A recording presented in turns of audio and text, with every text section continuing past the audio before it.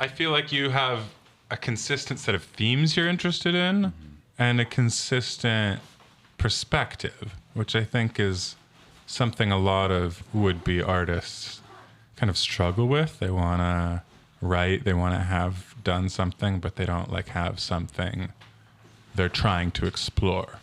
I feel like you have something you're trying to explore. And I think that's the downside of something like Substack, which I obviously use all the time and like, is that if I were 22 and had access to Substack, I would have wasted my time. Like, it was the nice side of not being on the internet when I was 22 is I truly just had to read.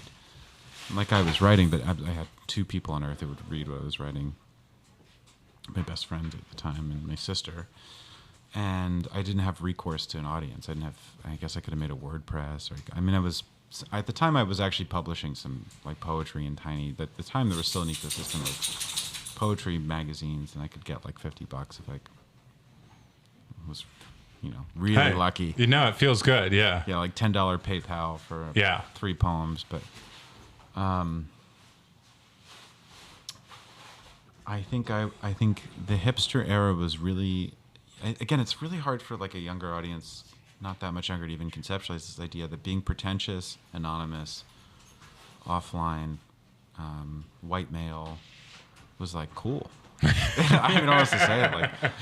Like there was no notion that you're, and when I say like that, I mean like you didn't have to have an extreme ethos. You didn't have to be a right winger. You didn't have to be like a queer activist. Like you didn't even think in those terms. You didn't think in terms of like, how can I alter my identity to be more famous? You just were like, I'm going to write a great poem. I'm going to write an epic poem, or I'm going to write a novel, or I'm going to write a screenplay, make an EP, record an EP. What was the question? Well, I was at the ethos. So I had nothing to do. I was anonymous for so long that I had to actually germinate and think about what I believed. So by the time I had an audience, I had a consistent set of beliefs. What would you say your was like 10 years in. preoccupations are? I could say it, but I think you should say. I think In your plays. I don't mean in your in my personal plays. life, although maybe they I think are one and the same. I don't know. there's a melancholy humanism would be the easiest way to describe my work. The ethos of my work, which is that there are humanists who are like kind of on the run from hyper-modern reality, and they're kind of wounded and despairing and defiant in the face of, and sometimes either they know that they're that or they don't know that they're that. So like in a play like Dimes Square, they don't know that they're that. They actually think they enjoy the present, and they're pretending to be chill with Times Square, but they have these deeper longings for something higher, which is why they're competing so fervently over who's the better artist. In other plays of mine, I'm not sure what you've seen, like a play like Ardor, which is an older play. There's a much more objective sense of the humanist, older kind of Gen Xer painter character in that play, like has a message. He's kind of like, you younger people have lost the thread. And that's a play about young people at like an old painter's house upstate, and the old painter has like a very clear message to them. And then again, in Zoomers, there's nobody who has a message, and so they're just kind of like, there used to be Well, except for the millennial. But even the millennial is kind of a little bit, yeah.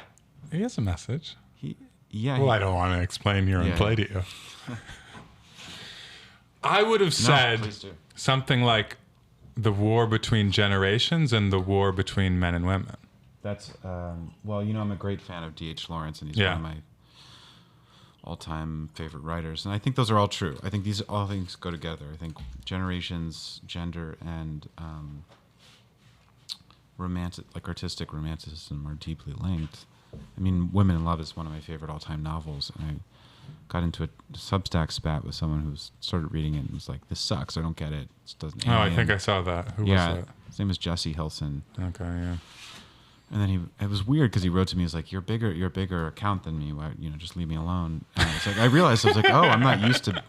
Right, yeah. Okay. Now you're punching down. Now I'm punching down, which is, I was like, oh, I'm not used to.